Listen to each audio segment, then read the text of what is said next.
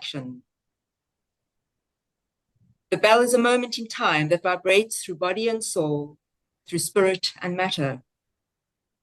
Barbara Hanna tells us in relation to the cow and to Eros that we need to allow the sun of our collective convictions and those of our ego to be swallowed every night and to regenerate anew each morning in the embrace of the cow, of Eros and love.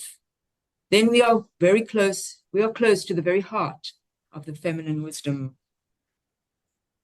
So as we witness yet another eruption of a humanitarian crisis of immense proportions, the call for each individual to turn towards the wisdom of the unconscious is now even more urgent, in my view. In 1959, Jung spoke about the world situation in which humanity, as never before, is split into two irreconcilable halves. Rather than looking for outer solutions or for others to rescue us, we must look within as individuals to find those splits and the ways to resolve them. The outer world carries projections of all that we carry within. We need to ask what is meant by splits in the psyche, particularly as regards to Eros and power. Each has a value, but what happens to the side that we reject? What is our responsibility to the well-being of ourselves and to the world? Can the feeling function and Eros help us to find a way to deal with these splits? And as I was contemplating this theme, a painting came to mind of a Swiss artist who was an adolescent from France, Peter Berghauser, whose daughter I know very well, and with her permission, I'm able to share this painting with you today. The painting is called An Outcast. Von Franz analyzed Berghauser's paintings in relation to themes from his dreams. And she tells us in the painting, we are shown an out-of-scale figure with a divided face and an industrial town at his feet. This seems to symbolize a split between technological consciousness of modern man with his belief in the calculability of all phenomena and an immaterial dimension.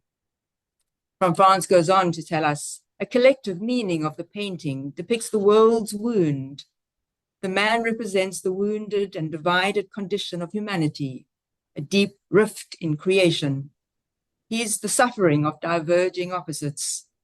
Consciousness condemns humans to lose their original identity with nature.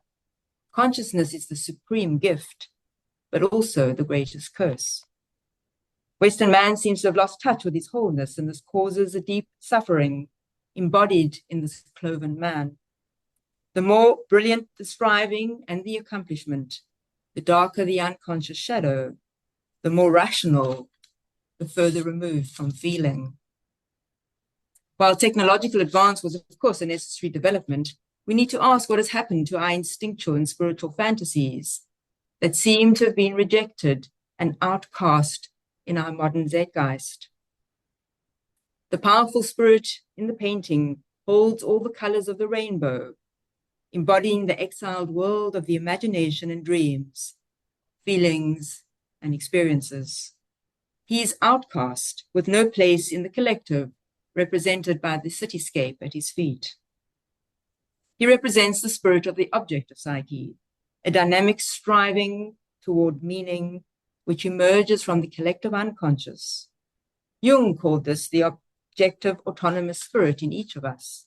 The alchemist called it the spirit mercurius, the divine in nature that once redeemed has a power to unite opposites. In the painting, the face of the spirit is divided. There is a spiritual side represented by the blue and a natural side represented by the green. Von Franz commented, we ourselves are split, and therefore even the divine spirit in nature cannot express itself in its wholeness, but has to assume a dual character. For the collective meaning, the painting represents the whole crisis of our age and our powerlessness, according to Von Franz, both in the inner and the outer. Jung notes that once the symptoms are really outside in some form of socio-political insanity, it is impossible to convince anyone that the conflict is in the psyche of every individual, since he is now quite sure where and who his enemy is. This conflict is then lived out in the exterior as political division and war, which we are seeing in today's times. Edinger remarked that one way or another, the world is going to be made a single whole, either through mutual mass destruction or by means of mutual human consciousness. My sense is we seem to have lost our relationship with nature. Have we forgotten that we were given dominion and not domination? Is this the difference between love and power? And so, returning to the theme of Eros and the feeling function, Jung defines Eros as a principle of relatedness, seeing things together, gathering things together, establishing relations between things, which I think was so beautifully described in the plenary paper we heard earlier. So with this in mind, I come to the idea of the rehabilitation of the feeling function, which was von Franz's last paper. Here she emphasized the need for the rehabilitation of feeling, and that this is perhaps what is lacking and so needed in today's times. Von Franz's premise is based on Jung's assertion as early as 1897 that morality was absent from materialism, and that this is a fundamental aspect of a split in the collective consciousness and the scientific endeavors of modern times. Von Franz maintains that ethics cannot exist without a differentiation of feeling, for without feeling, it is merely a schematic, rigid code of behavior, a collective apparatus. If we look at the etymology of the word rehabilitation, means to, again, habitare, to make fit again, to find those aspects of the psyche that we have discarded in the dreams, the symbols, the irrational, and the instinct. In a letter to Reverend Phillips in 1957, Jung remarked that the disregard of the numinous is the essence of all evil. There can be no true ethic without a personal relationship to a living God experience.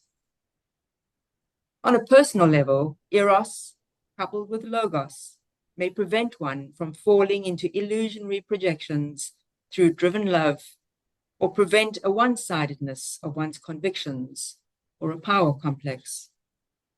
Rehabilitation or restoration of a feeling function requires a whole-making healing. Eros, through which even the opposites of the collective versus the individual may be reconciled.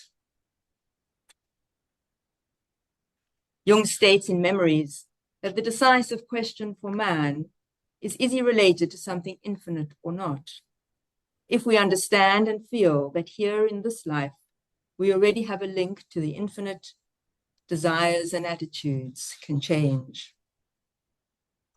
And von Franz reminds us that the mysterious point of contact between the two systems appears to be a center, a sort of pivot where psyche and matter meet.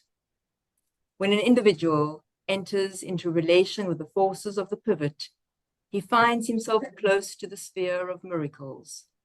When such a constellation exists and eternity breaks through momentarily into our temporal system, the primal unity actively manifests itself and unites into one.